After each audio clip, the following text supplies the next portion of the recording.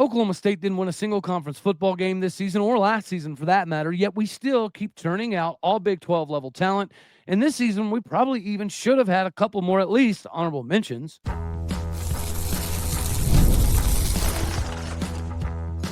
You are Locked On Oklahoma State, your daily podcast on the Oklahoma State Cowboys, part of the Locked On Podcast Network, your team every day. How are we feeling, our Big 12 brethren? Shout out to the regulators. Welcome back to Locked On Oklahoma State, your top stop for all things Cowboy and Cowgirl related.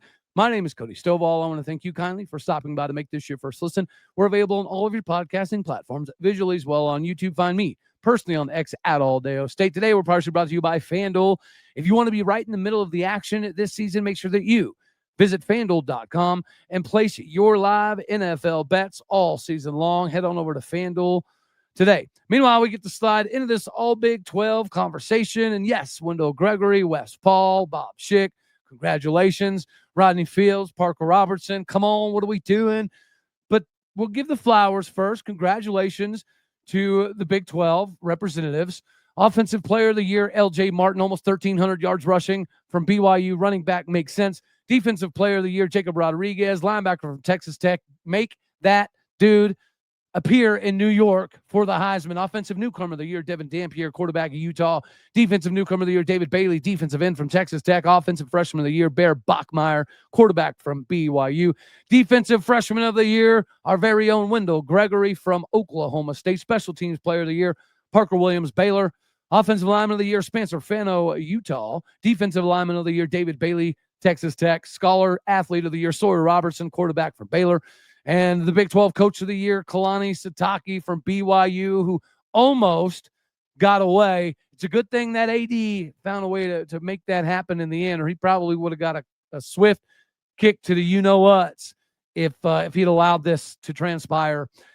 Furthermore, in the Big 12, we got to talk about the first team quarterback. A little bit of surprise here, Noah Fafita, but he's had a remarkable season from Arizona. Raleek Brown, the running back from Arizona State. L.J. Martin, the other running back, BYU. Jordan Tyson, wide receiver, Arizona State. Josh Cameron, wide receiver, Baylor. Amari Thomas, wide receiver, Houston. Wide receiver, Eric McAllister, TCU. The two tight ends are Michael Trigg from Baylor, Tanner Koziel from Houston. The offensive linemen are Omar Agbidian, probably destroyed that name. Bruce Mitchell from BYU, Sam Heck, K-State. Spencer Fano, Utah. Caleb Lomu, Utah. Stone Harrington, Texas Tech. The returner, Emmanuel Henderson Jr. from Kansas. Defensively, we got Malachi Lawrence, defensive line, UCF. The other defensive linemen are David Bailey, Tech, Romero Height, Tech, Lee Hunter, Tech. And then the last defensive lineman, John Henry Daly from Utah. Linebackers, Jack Kelly, BYU, Jake Galday from Cincinnati, Caleb Alarms Orr from TCU, Jacob Rodriguez, Texas Tech. Dalton Johnson is the first DB from Arizona. The second DB from Arizona is Traden Stukes. DB Keith Abney, the second from Arizona State. Tanner Wall from BYU and Bryce Pollock. The punters, Palmer Williams from Baylor and Wes Pahl from Oklahoma State University. The specialist is Micah Gifford from Baylor. And I'm not going to go through all of these, but if you scroll down, you're going to see a lot of Arizona State. You're going to see a lot of Houston, Texas Tech, BYU, Iowa State, as we should. But there's not enough Oklahoma State representatives. You go to the third team defense. Wendell Gregory obviously is there. And then you go down to the honorable mentions. The only Oklahoma State honorable mention is offensive lineman Bob Schick, the Virginia Tech transfer, that did, in fact, man the dude next to the center all season. He was one of the few offensive linemen that didn't have to, overcome a bunch of injury issues. He was the mainstay, the steady rock on the offensive line unit. So he deserves to be in the honorable mention. But so does Rodney Fields. But he's not. And it's an absolute travesty because if you look at Big12.com, statistically speaking, Rodney Fields is number 8 in the Big 12 in rushing, yet he did not even make the honorable mention. He's ahead of Ismail Mahdi, but he's on here. That doesn't make a whole heck of a lot of sense to me. Heck, Jaden Nixon is even on the honorable mention all Big 12, but we don't see any Rodney Fields. Abu Sama is below Rodney Fields, but he made it. Come on, what are we doing? What are we doing? And I love Tyree Walker, right? Pretty cool story coming over from OU. But he is below Rodney Fields, statistically speaking. And here's the crescendo of all, they all ran more times than Rodney Fields. They played more games than Rodney Fields. Rodney Fields is 8th in the Big 12 in rushing while playing significantly less games than everybody else that made this honorable mention list. Dean Connors. I love watching number 44 tote the rock in Houston. I'm glad he made the honorable mention, but he is below Rodney Fields. Like, what are we doing? Big 12, you dropped the ball here a little bit. And it's easy. I mean, heck, even Daniel Highshaw Jr., really good running back from KU. He is below Rodney Fields, yet Rodney Fields is not on here. That's not the only travesty. Parker Robertson, like, easily should be in the honorable mention list. But furthermore, if you want to go beyond that, you can go to the third string, the third team for the all Big 12 list, and look at some of the defensive backs, like Genesis Smith, like Marcus Neal. And guess what? They're not on the same trajectory statistically as Parker Robertson. Genesis Smith was a massive portal addition for Arizona. Huge deal. A lot of upside. Potential NFL draft pick. He had 35 solo tackles. Respectable. He got demolished by Parker Robertson's 49 solo tackles. Now, Genesis Smith does have 42 tackles, so it's nice to have the gang rally around for you. Parker Robertson only had 28. Furthermore, Parker Robertson produced 17 yards of loss with his tackles. Genesis Smith only had 11. They both have 77 tackles. A lot of these individuals have 77 tackles. They're average 6.4, but you got to go to some more fun statistics when it comes to sacks. Genesis Smith has exactly 0, and Parker Robertson has 1. Parker Robertson's on the forced fumble list. Parker Robertson is the dude that led Oklahoma State through the darkness, right? The guy who embodies the Cowboy culture to show up on time, be early, actually, stay late, actually, do more film, do more stairs, do more stadiums, do more work. Parker Robertson's that dude. And it is an absolute travesty that we have guys like Rodney Fields Jr. and Parker Robertson not get the recognition they deserve. You could even throw LaDanian Fields into this honorable mention conversation, and you could perhaps say, well, he didn't play enough games to really, quantify him being an honorable mention dude. However, he is number 1 in the Big 12 in defensive efficiency. And it was something crazy like 15 or 13%. So that means that whenever a wide receiver is trying to go up against LaDanian Fields, the percentage of the time that the quarterback can actually get that wide receiver the ball is the slimmest in the Big 12 and one of like top 3 in the country. I don't understand. I can't make it make sense. Maybe somebody down in the comment section can make it make sense for me, because it's supposed to be about merit. It's supposed to be about what's deserved. And typically speaking, in the sport of football, stats lives matter. So how can you look at dudes who had less snaps, less opportunities, played in less games, that had better statistics, better results? How do you wave them off just because Oklahoma State had a bad season? And again, shout out to Wendell Gregory. Dude's an absolute animal. He's 5th in the Big 12 in tackles for loss. He's got 4 sacks. Probably could have 5 if you go back and look at some of the film, but I digress. He deserves his flowers, tried and true. And we're not going to forget about Wes Pahl. Landing on the first team is a very, very big deal. So congratulations to him for sticking it out. And it makes sense. He is listed. So Palmer Williams, the punter at Baylor, is classified above him. But again, statistically, let's make this make sense. They both played in 12 games. That's cool. That's even. But Palmer Williams punted for 1,267 yards compared to Wes Pahl's 2,975 yards. I understand that's not always a good statistic, because that means that your offense is doing a bunch of 3 and outs. But nonetheless, stats lives do matter. When it came to touchbacks, Wes Pahl was able to induce 4. Palmer Williams only got 1. When it comes to fair catches, Wes Pahl put them defensively or offensively in a position when they caught the ball, they had to fair catch it 26 times compared to Palmer Williams only 7. Neither of them had blocks. Yeah, their average 46.5 for Wes and 46.9 for Palmer. The long for Palmer was 59. The long for Wes Pahl was 71.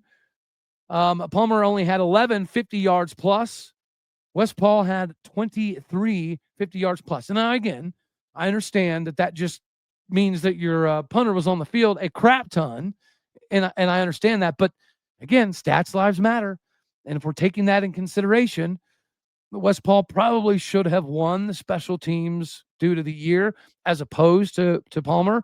But I because we were last place in the Big 12, there may be a justification for the Big 12 not giving Oklahoma State the respect that it deserves simply because of the season that we have. Speaking of getting the respect they deserve, Drew Mestemaker hopefully is about to be in the orange and black, but this is the rev share NIL era, so there's always at least a slight possibility something could change.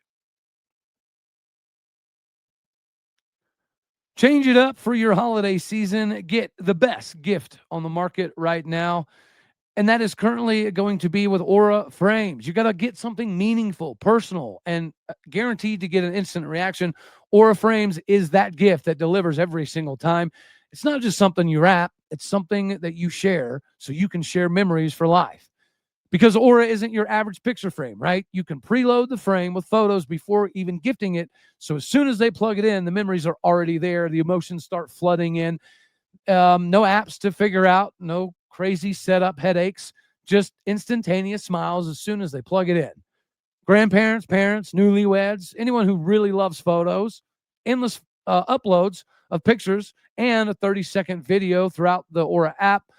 Add a personalized message right inside the frame so the gift feels thoughtful the minute that it's open. Packaging comes gift ready, no price tag, no wrapping needed. It's a huge win for your holidays, and it's the gift that actually is going to get used instead of forgotten inside a drawer or a closet. So for a limited time, save on the perfect gift by visiting auraframes.com to get $35 off Aura's best-selling Carver mat frames, named #1 by Wirecutter. By using our promo code COLLEGE at checkout, with Aura, A-U-R-A, frames.com, and the promo code COLLEGE. The deal is exclusive to listeners, and frames are going to sell out very, very quickly, so make sure that you get your order in now so it arrives just in time for the holidays. Support the show by mentioning Locked On Oklahoma State. Terms and conditions apply. Get with Aura today so you can get the best gift that lasts a lifetime. All right, let's slide into the Drew Mestemaker conversation. Yes, Drew Mestemaker likely would be a good option to follow Eric Morris to Oklahoma State. It is a little bit of a unique situation simply because Drew Mestemaker not playing in high school got unearthed by Jeff Christensen. Jeff Christensen called Coach Eric Morris. Thankfully, Jeff Christensen, who's an absolute legendary guru working with guys like Baker Mayfield, Patrick Mahomes, Kirk Cousins, currently Ty Simpson, Dylan Raiola, the list goes on and on and on, including Drew Mestemaker. Because of that story, Eric Morris gave Drew Mestemaker his only legitimate opportunity to play collegiate football, and Drew Mestemaker made the most of it, studied for a year under Chandler Morris, and finally got the keys, and he opened the kingdom wide open this season. But that also means he's going to be open for a nice, healthy NIL package because we do live in the rev share world, and it is what it is. So let's compare Drew Mestemaker to the top earners of the country. #1 in the country seems to be Arch Manning at 6.8 mil. But if you go over to On3, it does say a little bit of a different number. Just like online, if you look it up, Carson Beck's making 4.3 mil. According to On3, it's 3.1 mil. So these figures may be a little bit off. Bryce Underwood's right around 3 mil on both services. How about Fernando Mendoza is leading Indiana to this crazy epic season. On3 says he's getting 2.6 mil. Lenore Sellers, South Carolina, another 2.6 mil. Julian Sayin, up for the Heisman at Ohio State, $2.5 million quarterback. How about Diego Pavia, the dude that you cannot escape seeing on your TV screens, your iPads, your phones, whatever. That dude, according to On3, is getting 2.5 mil. Ty Simpson, Alabama quarterback, 2.3 mil. Dante Moore, an Oregon quarterback who put up too many points and yards against our Cowboys, 2.3 mil. Marcel Reed, A&M quarterback, 2.1 mil. Josh Hoover from TCU, according to On3, is dead even at $2 million. Darian Mensah, big-time transfer addition from Tulane over to Duke, 1.9 mil. Brendan Sorsby, Cincinnati, I would say he earned his 1.9 mil. Sam Levitt, his 1.8 mil. not so much given the circumstances that he put them in. And then Garrett Nussmeier, size-wise, talent-wise, arm slot-wise, there's a lot of comparisons between Garrett Nussmeier and Drew Mestemaker. I can definitely see that as plausible. Garrett Nussmeier, 1.7 mil. Dylan Raiola, ironically, the Jeff Christensen connection comes in here. Dylan Raiola, according to On3, is at 1.7 mil, and then John Mateer, 1.6 mil. And at the end of the day, I do feel like that's kind of where Drew Mestemaker is going to land, somewhere in that 1.6 to 2 million range. And I feel pretty confident that if what we've heard is true in regards to the donor stepping up and us investing more heavily than ever so before in the rev share NIL era for this upcoming roster, for this upcoming staff, to make Oklahoma State at least relevant again in the 2026 season, we're probably going to have to spend close to that. All right. And as long as we do that, and I think that we're probably going to be able to easily be in that $1.6 to $2 million range. And if that is the case, and he's a $1.6 to $2 million quarterback and Oklahoma State's able to pay it, of course, it does make a ton of sense, like 95% sense that he does follow Eric Morris to Oklahoma State. But crazy things happen, kind of like Arch Manning getting $6.8 million. That's crazy. Carson Beck getting $4.3 million or 4.1, whatever the case may be. Kind of crazy, right? I mean, yeah, he had some success before he went to Miami, but Stockton stepped in and has done the same amount as Carson Beck ever did. So it is slightly confusing to see some of these figures attached to some of these players. But I think when you start talking about the Josh Hoovers and the Brendan Sorsbys of the world, that should be right in line with Drew Mestemaker and where he should stand. But crazy things happen, right? Your A&Ms of the world, your Floridas of the world, your Auburns of the world, they don't have any problem, quote unquote, overspending. So as much as I would like to sit here and say that I'm 100% confident that Drew Mestemaker is going to follow Eric Morris, nobody can put the percentage that high, right? 95%, maybe 92%, 91, whatever the case may be. It's probably a very high likelihood that Drew Mestemaker is going to follow Eric Morris, but, you know, perhaps his girlfriend being at a different location may have, you know, a different opinion. Who knows? But at the end of the day, I think this is a time for Oklahoma State. We realize that we got to come up with a pretty good number, likely to keep Wendell Gregory, Drew Mestemaker, Caleb Hawkins, Wyatt Young. Those are probably the guys that we should target for the best packaging. And yes, there is a little bit of a discrepancy between rev share and NIL. I get all that. But you still have to have the donors that are willing to back the players. And the crazy part here is Raj Murti, probably 95% of the time, has a hard line. And he's gotten where he's gotten because he doesn't typically fluctuate that line too much. I mean, we may have fluctuated that line at least a little bit to obtain the services of KD Batman Jones in the National Signing Day. So maybe there is a little bit of wiggle room. And maybe Drew Mestemaker definitely does want to follow Eric Morris, but there's got to be some business aspect of this that would at least cause a conversation. So let's say Oklahoma State offered 1.9 mil and he loves it, or 1.675, whatever the case may be, and he loves it. And then an Auburn style of school swoops in and says, we'll give you $4 million. It's probably unlikely, but it could happen. And if it does happen, is Oklahoma State willing to do what's necessary to get to that bar? If Raj Murti typically has a line that he doesn't typically move off of, what would that look like? If somebody did step in and say, yes, Drew Mestemaker is absolutely an NFL dude. Yes, he's going to be a first, second round style of pick. So we're going to give him first, second round style of money. It'll be interesting because we've been hearing that there's some donors that just have been slightly reluctant to get super head over heels involved in this NIL rev share kind of era under Mike Gundy. And it does appear as though that's probably accurate, right? If you're able to go get Eric Morris, who turned down several other SEC Big Ten style of jobs to come to Oklahoma State, You're probably paying him a healthy amount. You're probably paying him enough to say, all right, here's an open checkbook. Not really, but you get my point.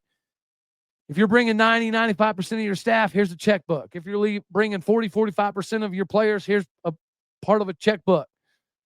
If you're going to bring Caleb Hawkins and Young and Mestemaker, here's part of the checkbook. We got to do it. I think that's the model that a lot of schools are going to try to follow. You got to have one big-time Texas Tech buy-in level season. And if it doesn't work, you're probably screwing the pooch for years in the future. But if it does work, you could capitalize, at least similar to what Texas Tech is doing. Are they still probably going to spend a healthy amount moving forward? Yeah. But are they probably going to spend $28+ million ever again? Maybe not. Maybe so. I don't know. But if you're going to have any chance to increase your visibility like Texas Tech has, they're now getting 5-star dudes that want to come visit Lubbock. 2 years ago, that wasn't the case, right? So if Oklahoma State is willing to do that, and it seems as though there's a lot of indications that we're probably willing to do something comparable, not 28 mil, but if we can get to that 18 to 25-ish mil range, that's probably going to put Oklahoma State where we need to be. It's probably going to give us the ability to get the Drew Mestemakers and the Caleb Hawkins of the world to come to Stillwater, America, because it's time, as they say, put up or shut up, poop or get off the pot, push your money up. We got to do it. We have to have one massive injection season. If we trust the coaches to get the right dudes, it's not about spending the money. You're going to have to spend the money. It's about spending the money on the right guys. It does appear as though when it comes to evaluation of talent, Eric Morrison and staff have that dialed in. So we should be willing to pay for the development, because getting a guy like Drew Mestemaker on the open market without the Eric Morris super deep connection probably would be a mountain too tall to climb. But we do have that Eric Morris connection, thankfully. So I feel pretty good.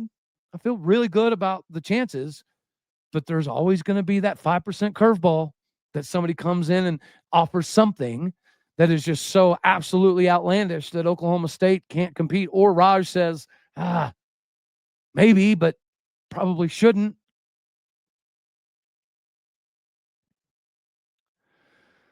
We get to discuss beating up on North Texas, which is kind of unfortunate. But before we do that, ladies and gentlemen, NFL Sundays move very, very quickly. We know that. One big play and suddenly everything feels entirely different.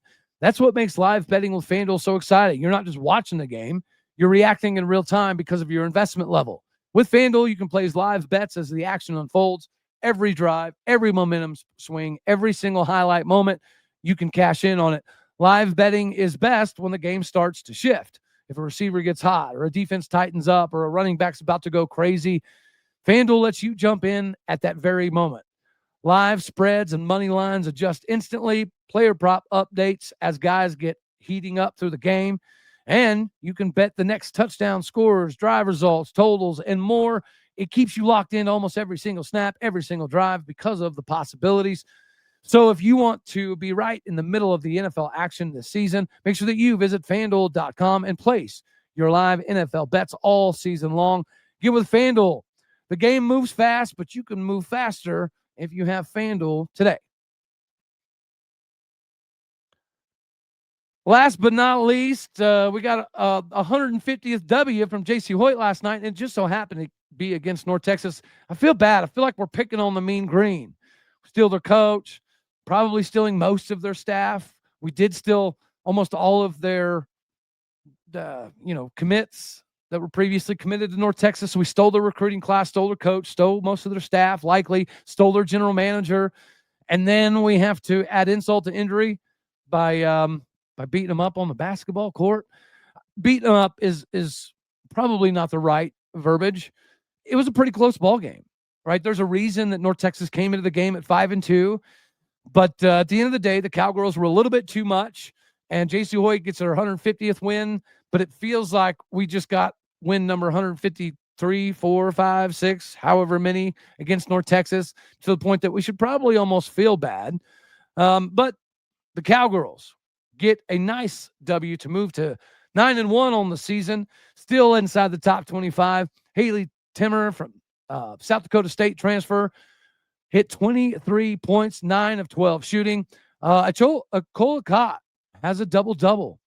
And she is kind of finding her groove. I think you can say the same about Jaden Wooten. The last game having 26 points. She came off the bench and added 15 points in this one. Akola Cott, on top of her double-double, she was able to chip in 14 rebounds as well.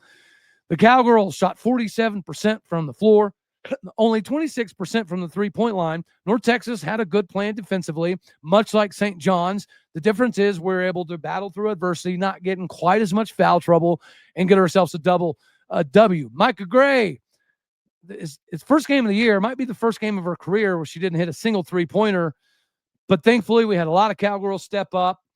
Amari Whitting, she had an injury that she seemed to be battling, but she still put together a very strong performance. And even after the injury obstacles, she was able to come back in and have a very, very good finish to the game. The Cowgirls shot 87% from the free throw line. That'll get you a lot of wins no matter what. The Cowgirls out-rebounded North Texas 46-33. We did have way more turnovers, 15 to only their 8. So shout out to North Texas. They had a good game plan. They obviously saw what St. John's was able to do to the Cowgirls, and North Texas tried to do the same thing. The difference is we didn't get in as much foul trouble in this game. We were making our foul shots whenever they were getting in foul trouble, and we played with a lot of tenacity, right? Having Haley Timmer go off like that is huge. Amari Whitting, even while having a little bit of an injury bug about halfway through the game, she still was able to get in double figures with 10 points. We mentioned Akola Cott having a double-double with 10 points. Jade Wooten's 15 points. And then there was a bunch of other Cowgirls that chipped in to make this thing go Oklahoma State's way. And I think this was a big dub because we did have some adversity. They came back a couple different times on us, right? Up by 11, then we're only up by 4, up by 10, then you're only up by 3. That happened a few different times throughout the course of the ball game, but we responded. So the same thing that got us down in St. John's is what was able to catapult us to a victory here. And that's all you can ask for. You can ask for development throughout the course of the season, right? Learn lessons. When you do experience a loss, you just got to learn from it. It does appear as though the Cowgirls are doing that. And now if Jaden Wooten's getting hot, we're going to be an absolute problem. We do have a game Saturday, and then we have a few days off before we get to rest up for a double dip of Bedlam, which I cannot wait for. The way the Cowgirls and the Cowboys are playing, the Lady Sooners and the Lady Dude Sooners, they should probably be sweating quite a bit for their matchup because it feels like we got a couple opportunities at Bedlam W's, right some wrongs. We don't get Bedlam football, so we have to embrace the pain that we can deliver on the hardwood and on the mat, which is underneath the hardwood. Same thing. Anywho, that's all we're going to have for this one right here. As always, you know I love you. God bless. Go Pokes. Thank you for tuning in to make this your first listen here on Locked On Oklahoma State. You could be anywhere, so happy you choose to be here. Do me a favor, hit the like button if you liked it. Dislike if you didn't, that's okay too. More importantly, share, comment, subscribe, do all the fun stuff. My podcast and people out there. You're everything that makes this work. Without you, this would just be a shell of an operation. So I appreciate what you do. Go do what you do. Hit the stars. Leave some reviews. Alrighty, y'all. Later, taters.